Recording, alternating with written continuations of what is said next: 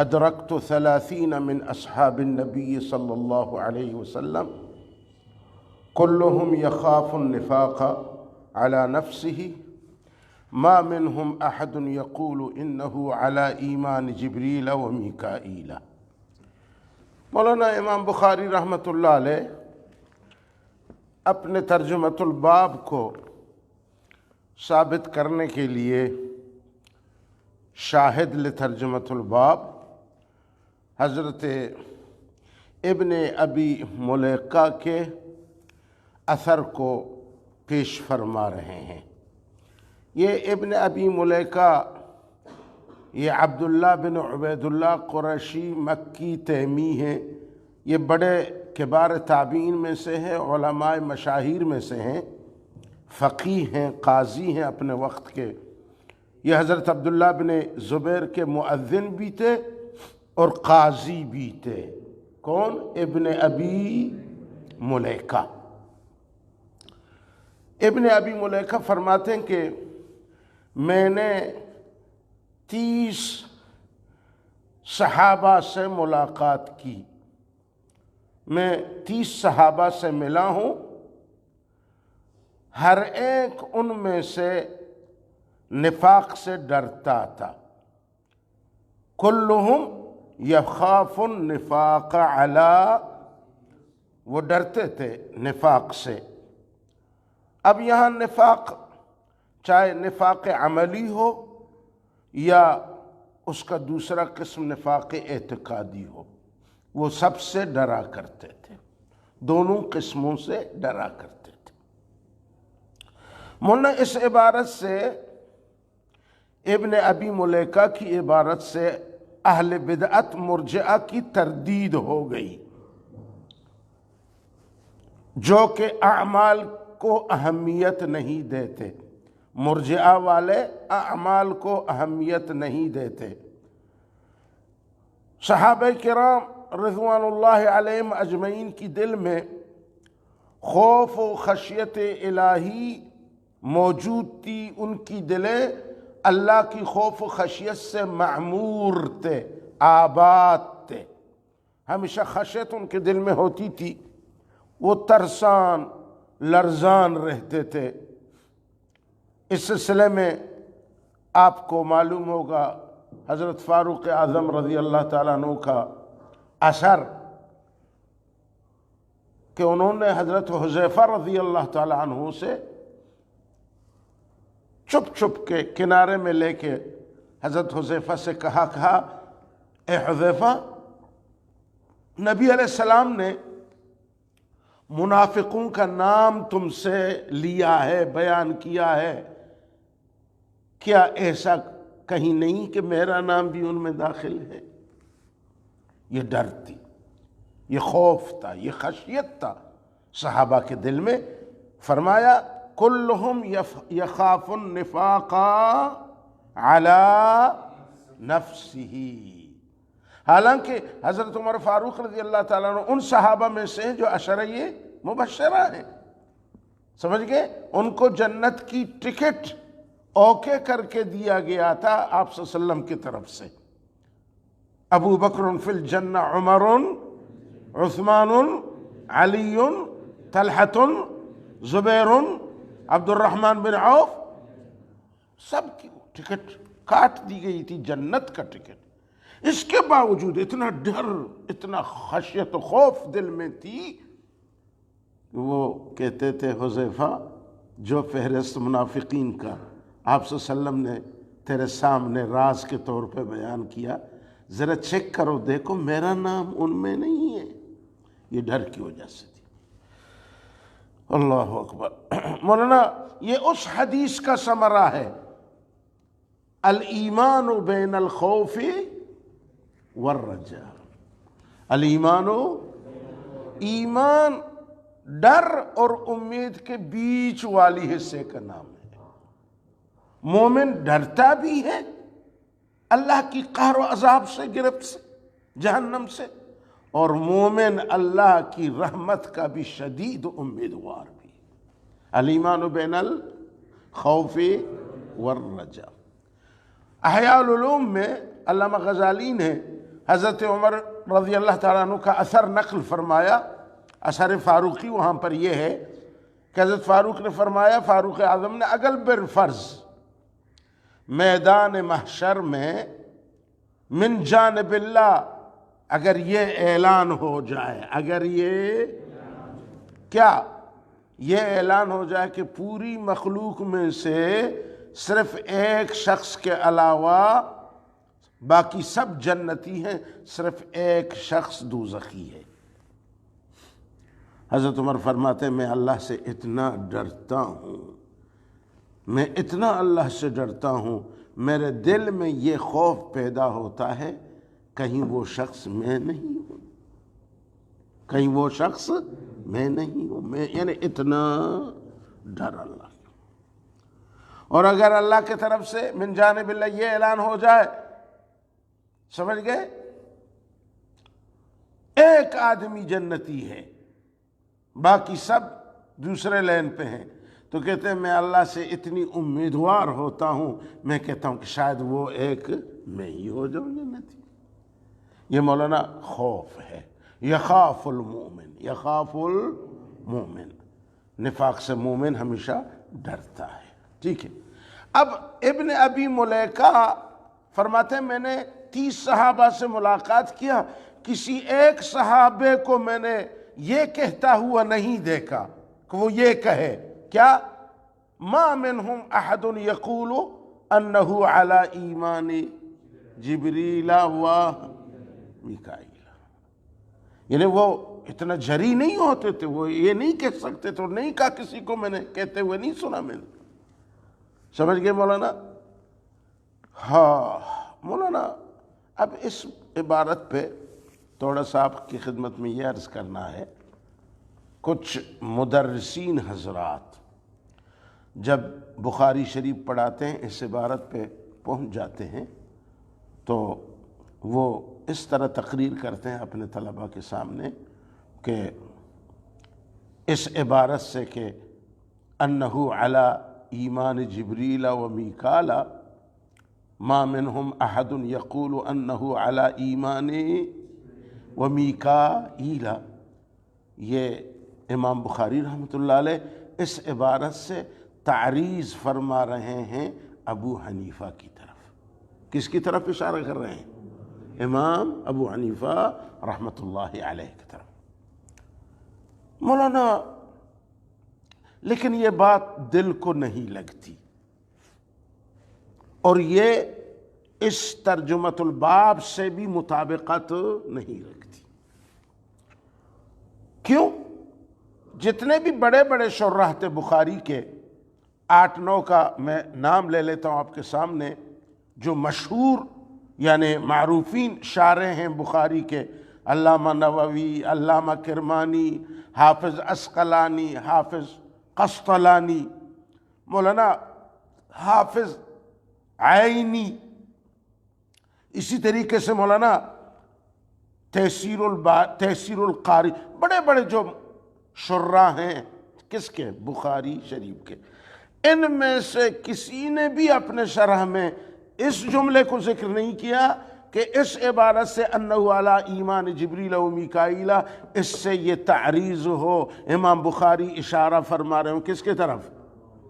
امام ابو حنیفہ رحمۃ اللہ علیہ کی طرف۔ کسی نے بھی یہ ذکر نہیں کیا، لیکن بس یہ غیر مقلدوں کا ایک سازش ہے۔ کس کی سازش ہے؟ یہ لامذہب لوگوں کا سازش ہے۔ سمجھ گئے مولانا؟ بھئی ہم قرائن سے یہ ثابت کرتے ہیں کہ اس عبارت سے کبھی بھی ابو حنیفہ رحمۃ اللہ علیہ کی طرف امام بخاری تعریض نہیں کر سکتے، اشارہ نہیں کر سکتے۔ مولانا ایک قرینہ یہ ہے ان قرائن میں سے، وہ یہ ہے کہ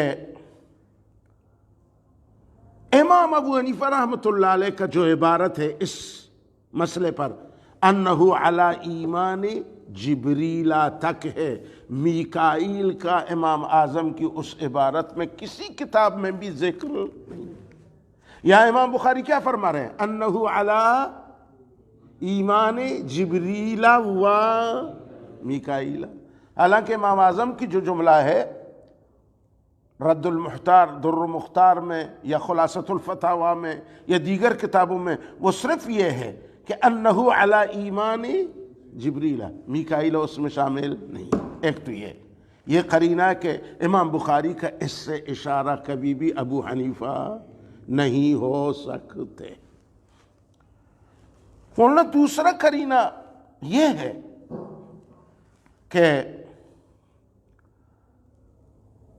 یہ عبارت انہو علی ایمان جبریل و میکائیل امام بخاری رحمۃ اللہ علیہ کے دور کے ان کا کوئی معاصر مرجعہ کا ہو سکتا ہے۔ جب امام کو پتہ چلا ان کا کوئی معاصر مرجعہ اس طرح کر رہا ہے کہ انہو علی ایمان جبریل و میکائیل، تو امام نے اس پر رد کر دیا، امام بخاری نے اس مرجعہ پر رد کر دیا۔ سمجھ رہے ہو؟ مولانا اس تراجم سے کبھی بھی امام اعظم پر تردید نہیں ہو سکتا۔ کیوں؟ یہ تراجم ان لوگوں کے لیے تردید ہے مولانا جو معاصی کو مضر سمجھتے ہی نہیں۔ وہ کہتے لا تضرہ المعصیہ ولا تفیدہ ایمان، ہو بس تصدیق ہو، باقی جو بھی کچھ کرو کرو۔ امام اعظم کا تو کیا تقوی، اس کی خشیت الہی، اس کی شب زندہ داری، اس کا تعلیم و علم۔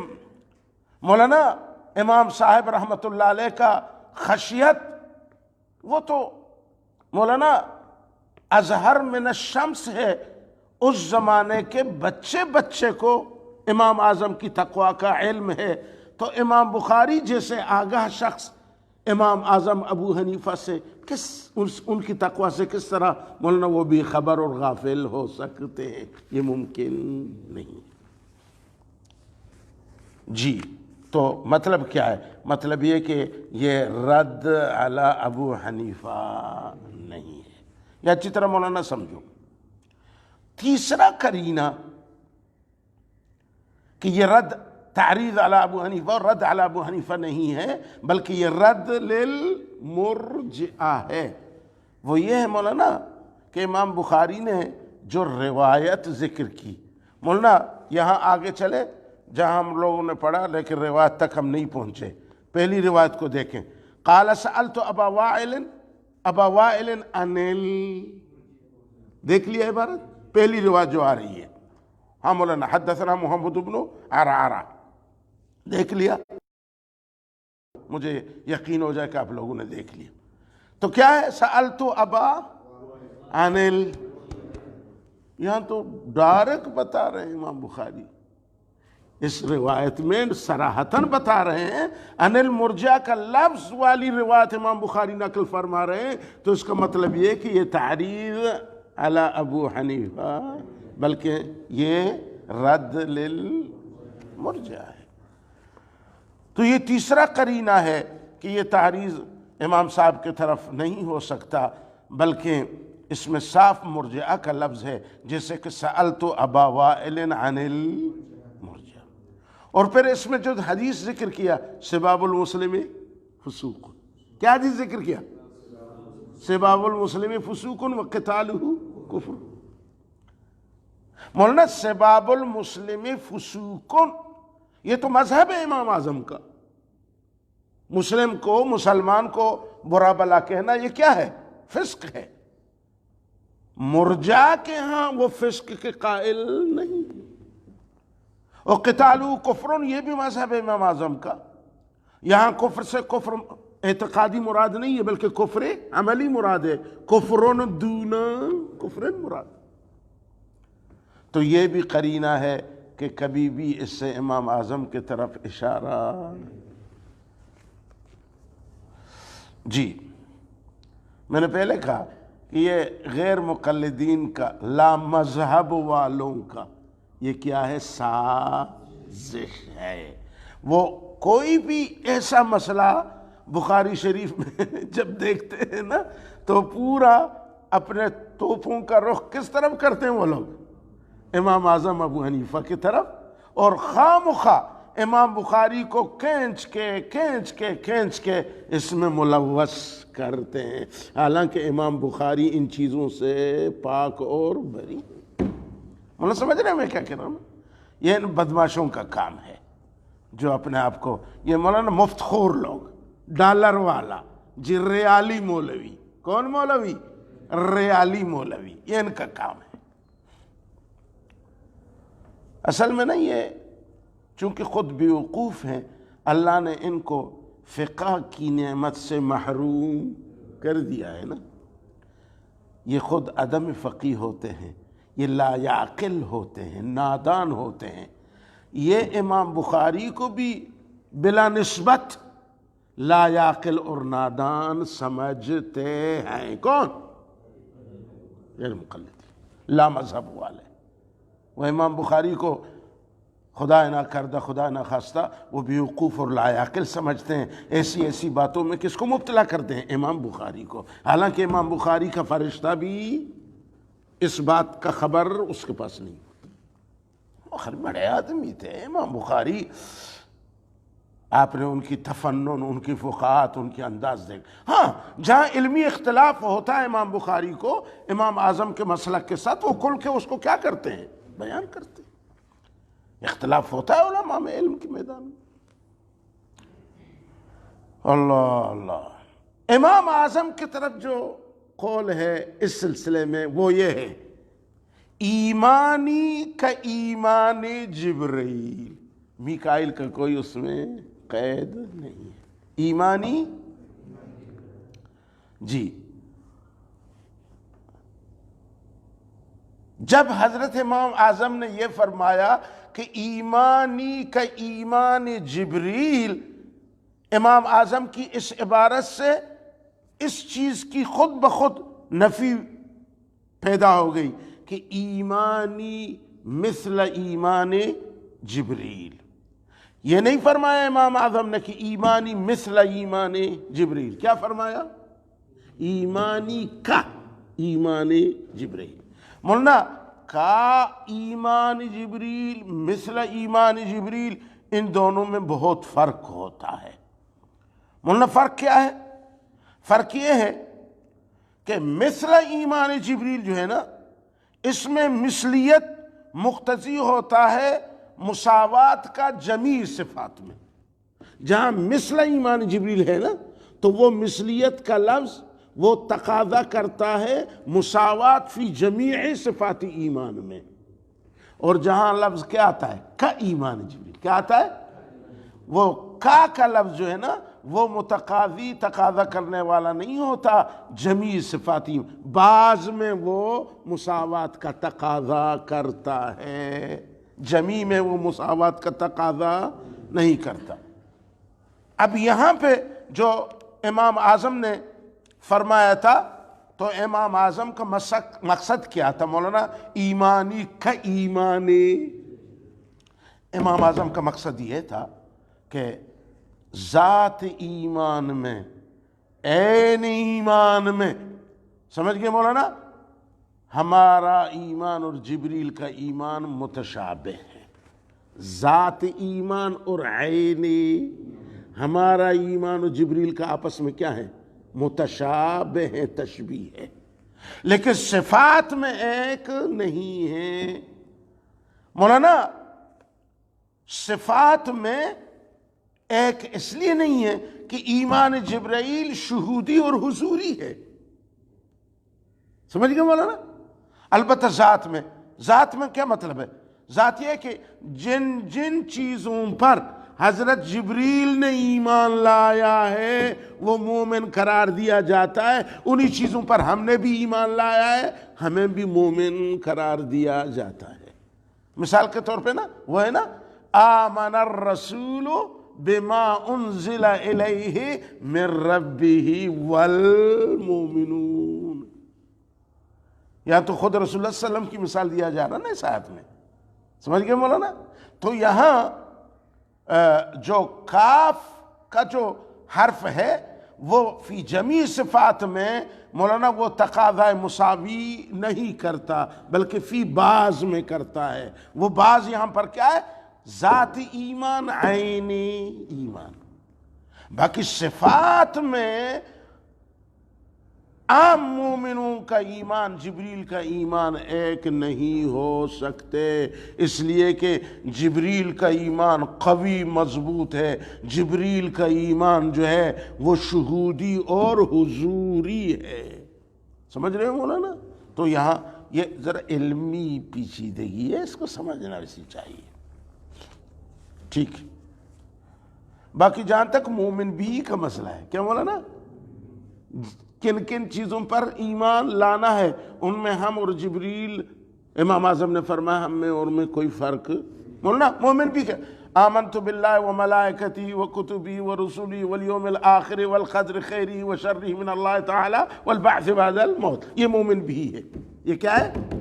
اس پر ایمان سب کو لانا ہے۔ اس میں فرمایا ہمارا ایمان مثل ایمان جبریل ہے۔ باقی صفات میں دونوں برابر، ذات میں برابر ہیں، صفات میں، عین میں برابر ہیں، صفات میں برابر نہیں ہے، اس لیے کہ جبریل کا ایمان شہودی حضوری ہے، وہ کئی درجہ افضل تر ہے عام ایمانوں سے۔ سمجھ رہے ہو مولانا؟ تو باقی یہ کہ مومن بھی میں مشابہ ہونا یہ تو قرآن سے ثابت ہے۔ آمن الرسول بما رسول نے بھی انہی مومن بھی پر ایمان لایا جن مومن بھی پر عام مومنوں نے بھی ایمان۔ اب تو سمجھ گئے نا؟ ٹھیک، اللہ اکبر۔ یہاں مسئلہ تشبیہ فی مومن بھی کے، فی بھی کے، ٹھیک ہے مولانا۔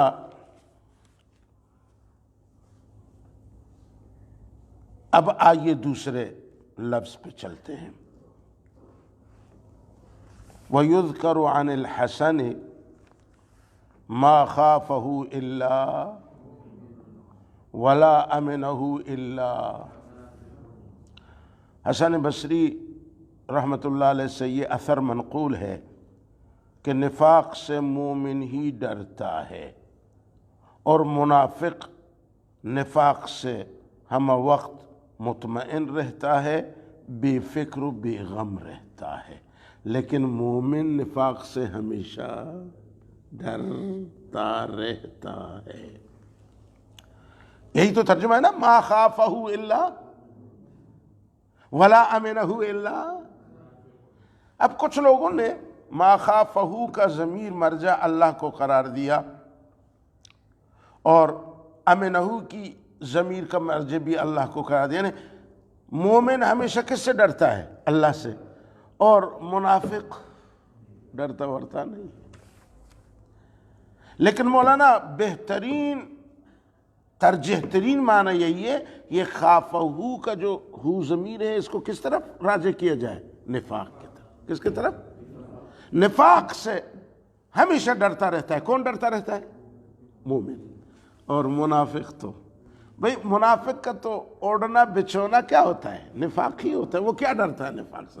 وہ تو ہمیشہ گود میں رکھا ہوا ہوتا ہے، اس کا تو سلاح ہے بڑا، اس سے وہ تو فائدہ اٹھاتا رہتا ہے، وہ تو ڈرتا ورتا نہیں۔ مولانا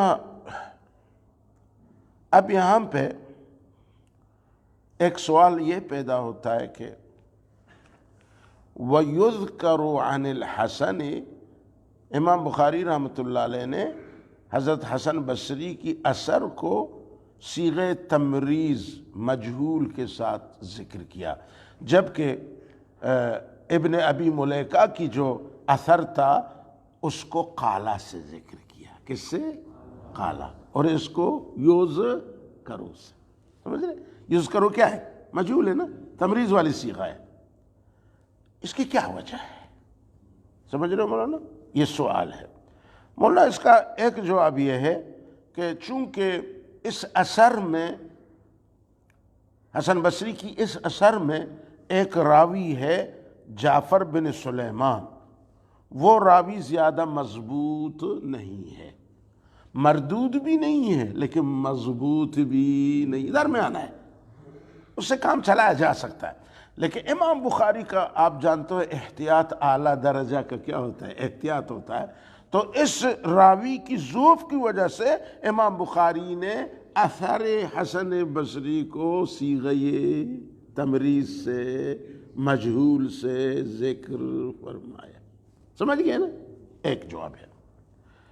مولانا اس کا دوسرا جواب یہ بھی دیا جا سکتا ہے کہ جب بھی امام بخاری کی یہ عادت ہے، اگر کوئی اثر تابعی کا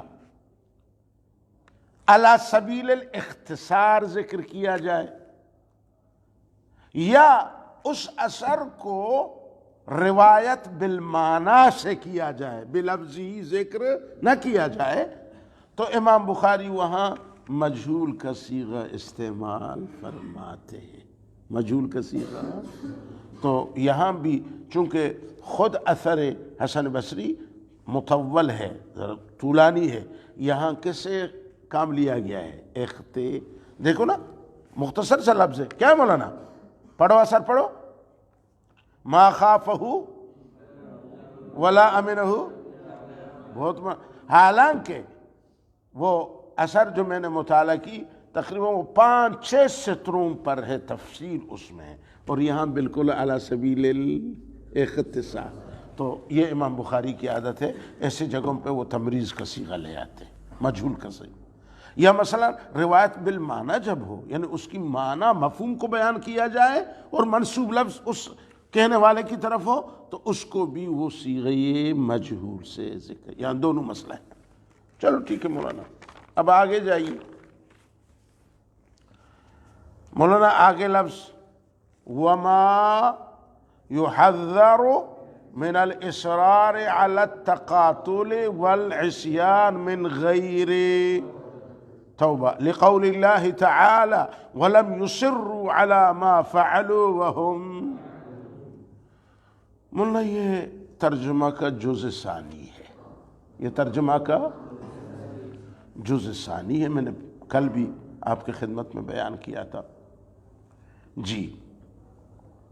وما يحذر مولانا، اور یہ اس بیان میں بھی ہے، یہ ترجمۃ الباب اس بیان میں بھی ہے، ان چیزوں کا بھی بیان اس ترجمۃ الباب میں ہے مولانا، جن سے مومن کو اجتناب کرنا چاہیے، جن سے مومنوں کو ان کو ڈرایا جاتا ہے، دیکھو یہ کام کرنے کا نہیں ہوتا، سمجھ گئے؟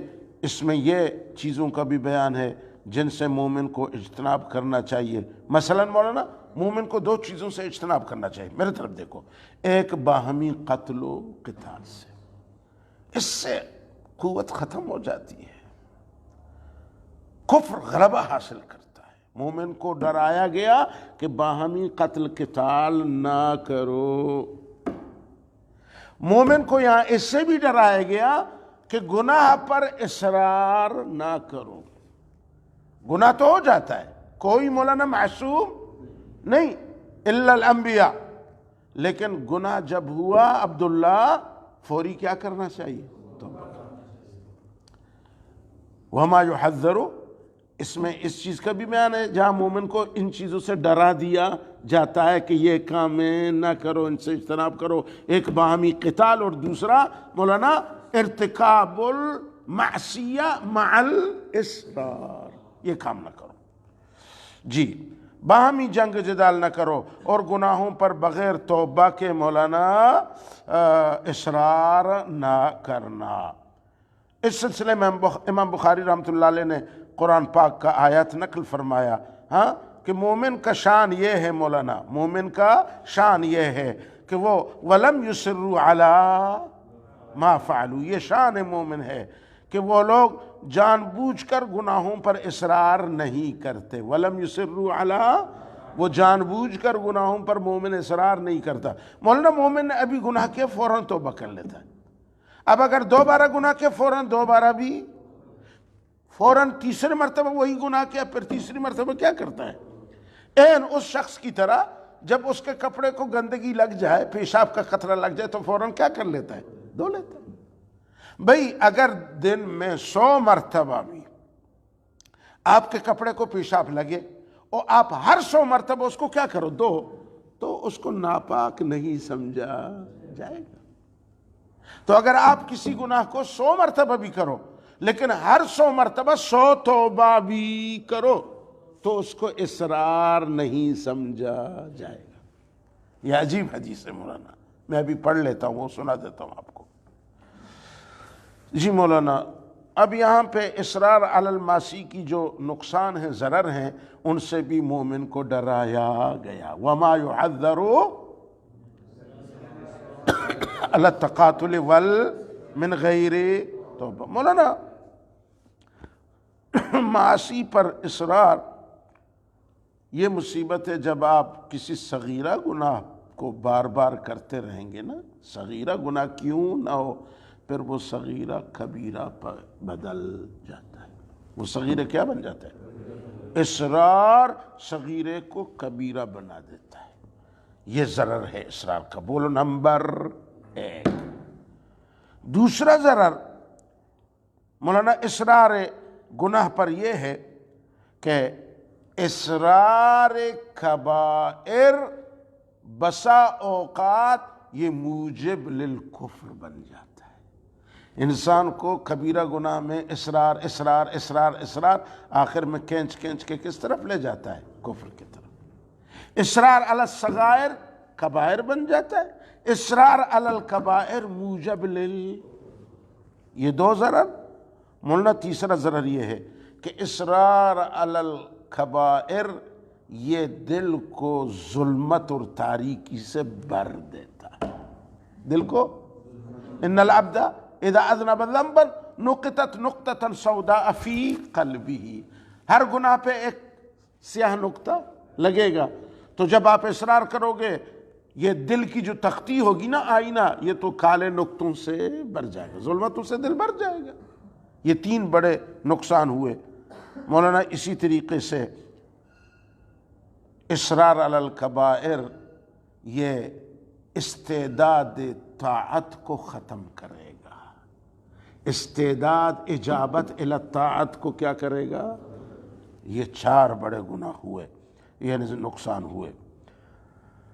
ٹھیک ہے مولانا، قرآن مجید میں بھی اللہ نے فرمایا فَلَمَّا زَاغُوا أَزَاغَ اللَّهُ، یہی آیت نا، کیا ہے مولانا؟ فَلَمَّا،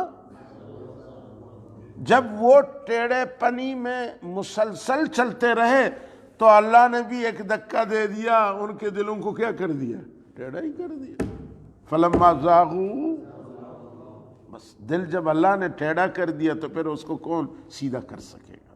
یہ خطرہ ہے اصرار علی الکبائر۔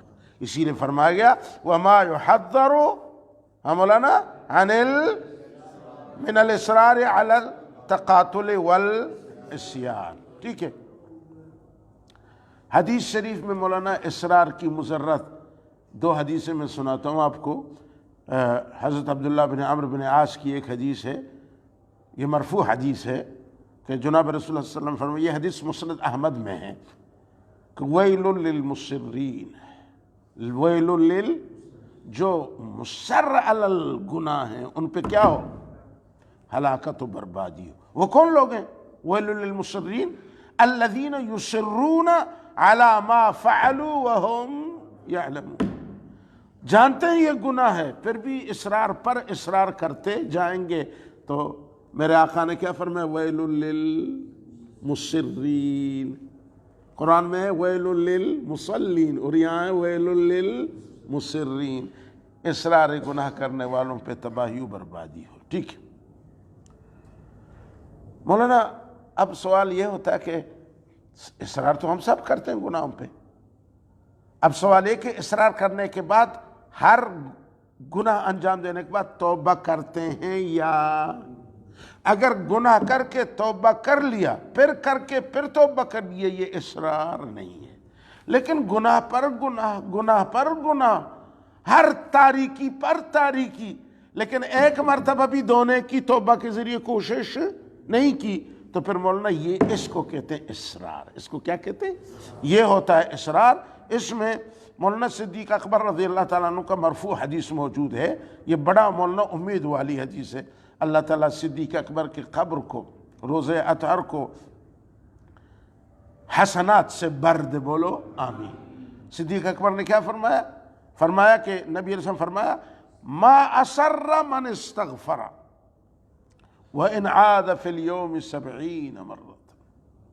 ما اسر من جو گناہ کرتا ہے اس کے فوراً وہ استغفار کرتا ہے، اس کو اصرار نہیں کہتے ہیں، اس کو اصرار علی الذنوب اس کو کہتے ہیں کہ وہ گناہ کرتا چلا جاتا ہے، کبھی توبہ کی طرف رجوع نہیں کرتا۔ صدیق اکبر نے فرمایا اگر گناہ کرتے جاؤ اور استغفار کرتے جاؤ، اگر اس گناہ کو 100 مرتبہ بھی انجام دو، 70 مرتبہ بھی اس گناہ کو کیا کر لو، انجام دو، لیکن توبہ ساتھ ہو، اس کو اصرار نہیں کہتے۔ سبحان اللہ۔ وَإِنْ عَادَ فِي الْيَوْمِ 70 وَإِنْ عَادَ فِي الْيَوْمِ، پھر بھی یہ اصرار، لیکن کیا ہونا چاہیے عبد اللہ؟ استغفار ہونا چاہیے، استغفار کی نہر میں ڈوب جانا چاہیے، پھر اپنے گناہوں کو دھو لینا چاہیے، کچھ آنسو بہانا چاہیے، پھر اگر انسان ہے، پھر اگر لذت گناہ کھینچ کے اس کو لے جائے، پھر تو اس سے مولانا پھر یہ ہوگا نا، ہر اصرار پہ توبہ، ہر اصرار پہ توبہ، پھر خود بخود شیطان مایوس ہوگا، کیا ہوگا؟ آخر میں یہ بندہ اس گناہ سے اس کی جان چھوٹ جائے گی۔ ہاں عبداللہ سستی ہو رہا ہے؟ چلو، اللہ اکبر اللہ اکبر۔ مولانا یہ حضرت ابو بکر صدیق کی جو مرفوعاً میں نے یہ روایت نقل کی، یہ سنن ابی داؤد میں ہے۔ کہاں پر ہے یہ سنن؟ وہاں پہ آپ لوگ تو پڑھ رہے ہو نا، کتاب الصلاۃ باب الاستغفار میں، دیکھو اس کو، ہم معلوم ہے۔ اللہ اکبر اللہ اکبر۔ مولانا اس میں بھی، اس عبارت سے بھی رد علی المرجئہ ہے، وما یحذر سے اس عبارت سے بھی کیا رد علی المرجئہ ہے۔ وہ یہ ہے نا کہ وہ کہتے ہیں معصیت کو کوئی ضرر نہیں دیتا، وہ یہاں اصرار علی المعصیت سے ڈرایا جا رہا ہے۔ اگر ضرر نہ دیتا اصرار علی المعصیت تو اس کو اتنے ڈرانے کی ضرورت نہ ہوتی، یہ بھی رد علی المرجئہ ہے۔ اب مولانا آئیے حدیث الباب کا پہلی روایت پہ چلتے ہیں۔ چلو مولانا جی۔ عن زبید قال سألت ابا وائل عن المرجئة فقال حدثني عبد الله رضی اللہ عنہ ان النبی صلی اللہ علیہ وسلم قال سباب المسلم فسوق وقتالہ۔ یہ پہلی حدیث ہے۔ مولانا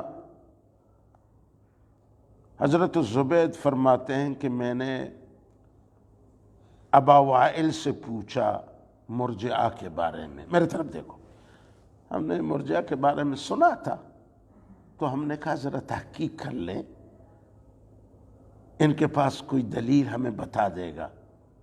حضرت زبید فرماتے ہیں کہ میں نے ابا وائل سے پوچھا، کس بارے میں؟ مرجئہ کے بارے میں۔ سألت ابا وائل عن المرجئہ۔ تو ابو وائل نے بجائے اس کے کہ اپنے طرف سے کوئی رد کرے یا حمایت کرے یا کیا جواب دے، اپنے طرف سے ایک لفظ بھی نہیں کہا۔ حضرت ابو وائل نے حضرت عبداللہ بن مسعود کی حدیث کو سنا دیا۔ یہ حدیث دعویٰ بھی ہے اور یہ حدیث اس سوال کا جواب بھی ہے۔ سمجھ رہے مولانا؟ تو فرماتے جب ہم نے ان سے پوچھا تو انہوں نے کیا فرمایا؟ فرمایا حدثنی عبداللہ۔ حضرت عبداللہ سے مراد حضرت عبداللہ بن جی۔ انہوں نے کیا جواب دیا حضرت عبداللہ بن مسعود نے؟ اپنے طرف سے نہیں کہا کہ ان النبی سباب المسلم وقتالہ کفر۔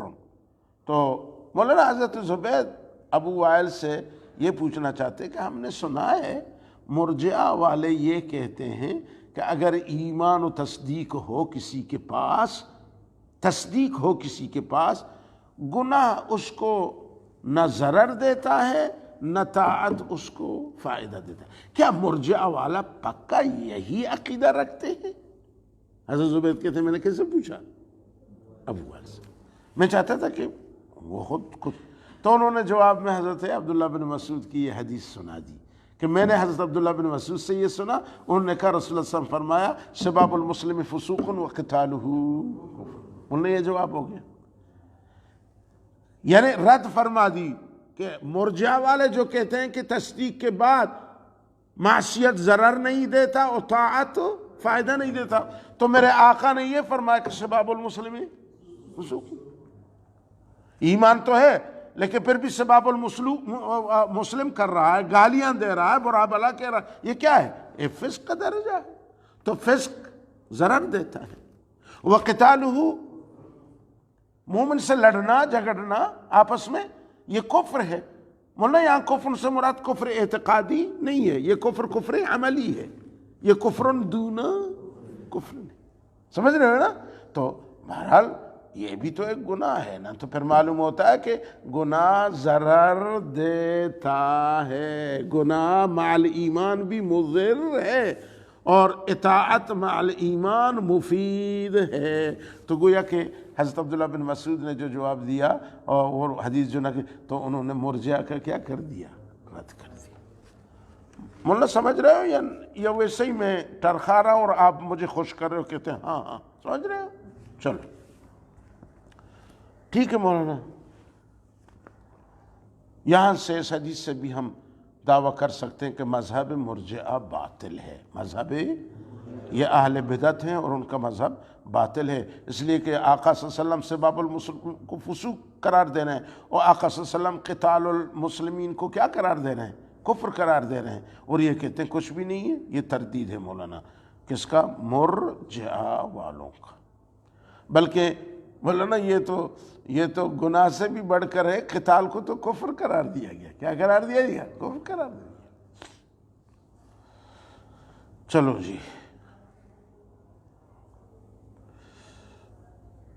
اب مولانا ایک معمولی چھوٹا سا اشکال کر کے پھر آپ کو اجازت دیتے ہیں، وہ یہ کہ اس حدیث سے کچھ لوگ اعتراض کرتے ہیں کہ دیکھو یہاں تو رد علی المرجع تو ہے لیکن تائید علی المعتزلہ بھی ہے، تائید للمعتزلہ بھی ہے۔ خوارج جیسے وہ بھی تو کہتے ہیں کہ یعنی ارتکاب معاصی خارج عن الملت والایمان ہے، دخول فی الکفر ہے، اور یہاں بھی نبی صلی اللہ علیہ وسلم کیا فرمایا؟ وقتالہ کفر۔ تو گویا کہ ایک طرف سے معتزلہ کی کیا ہو گئی؟ تائید ہو گئی۔ یہ اعتراض ہے نا مولانا۔ اس کا جواب یہاں پر یہ ہے کہ قتالو کفر میں تعویل کیا جاتا ہے، یہاں کفر سے مراد مولانا کفر اصلی مراد نہیں ہے، یعنی کفر اصلی مراد نہیں، کون سا کفر؟ جو مخرج عن الملت ہو وہ مراد، وہ کفر جو مخرج عن الملت ہو اور دخول فی کفر وہ مراد نہیں ہے، بلکہ یہاں کفر فرعی عملی مراد ہے، کفر فرعی۔ مولانا ہر چیز کا ایک اصل ہوتا ہے اور اس کے کچھ کیا ہوتے ہیں؟ فروع ہوتے ہیں۔ اب کفر میں جو اصل کفر ہے وہ کفر اعتقادی ہے، اور باقی جو گناہ ہیں وہ کفر فرعی ہے۔ وہ کیا مولانا؟ جس کو کفر عملی کہتے ہیں، سمجھ گئے؟ یہاں بھی ہم تعویل کریں گے کفر سے مراد کفر فرعی ہے، سمجھے؟ کفر عملی، نہ کفر اعتقادی کہ جو خارج عن الملت ہے۔ ٹھیک ہے، ایک جواب تو یہی ہے مولانا۔ دوسری بات، ایک الزامی جواب یہاں پر بھی ہے معتزلہ والوں کے لیے۔ ہم کہتے ہیں دیکھو امام بخاری نے رد علی المرجعہ کیا اور رد علی المعتزلہ بھی کیا، خود حدیث میں رد علی المعتزلہ ہے، انہوں نے وہ کیسے؟ فرماتے ہیں سباب المسلمین فسوق۔ کیا ہے مولانا؟ اگر سب گناہ کبیرہ ہے یا نہیں ہے؟ ہے۔ اگر سب یعنی ارتکاب گناہ کبائر کے مرتکب خارج عن الملت ہوتا، داخل فی الکفر ہوتا، تو یہاں رسول صلی اللہ علیہ وسلم فسوق نہیں کہتے، کیونکہ فسق کفر نہیں ہوتا، سمجھ گئے نا؟ خود حدیث میں یہ بتایا جا رہا ہے کہ مرتکب کبیرہ خارج عن الملت نہیں ہے، کہ سبابہ مولانا سباب المسلم فسوق، سمجھ رہے ہو نا؟ تو خود تمہاری مذہب کا یہاں کیا کیا جا رہا ہے؟ رد کیا جا رہا ہے۔ تو فما ہوا جوابکم فہوا، تم جو جواب دیتے ہو ہمارا بھی جواب۔ تو یہ ان دو جوابوں سے اس اشکال کو رفع کیا جا سکتا ہے۔ مولانا یہ باب تھوڑا سا بڑا اہم ہے، اس لیے ذرا سنبھل کے چل رہے ہیں کہ اگر کل کو کوئی یہ سوال لائے تو آپ جو ہے مجھے دعا خیر کرو گے اور یہ کہو گے چلو استاد نے بھی ٹھہر کے ہمیں پڑھایا، یہ سمجھ میں آ رہا ہے۔